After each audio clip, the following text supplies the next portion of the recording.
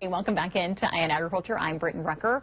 All eyes are on the upcoming Farm Bill, and it has many wondering when will we see that passed and what will be included. To help walk us through this, we're joined now with Jenny Ifft, K-State Agricultural Policy Specialist.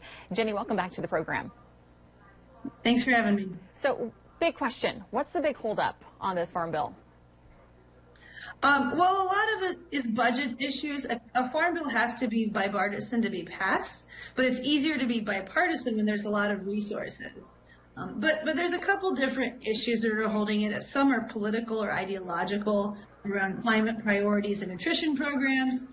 Some are based on how much agriculture a legislator has in their district or state. There's also regional differences. Different crops are produced in different areas of the country. They have different markets and different policy priorities. The upcoming election is also creating uncertainty. So when might we see this Farm Bill passed?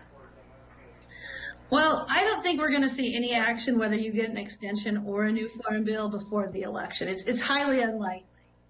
I do think you're going to either see an extension or a new Farm Bill in the lame duck session post-election. An extension is probably more likely, but a new Farm Bill lame duck is still possible.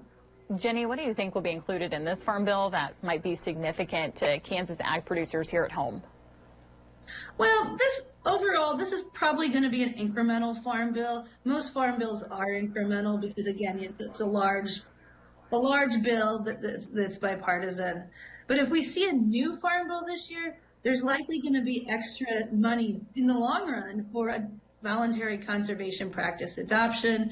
We should also see some incremental improvements or strengthening of the farm safety net products.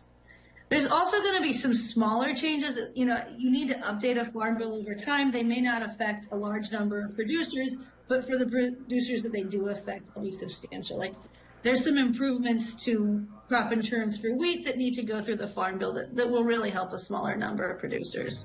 Well, Jenny, thanks so much for coming on and chatting with me. Everyone, stick around. Ion Ag will be back after the break.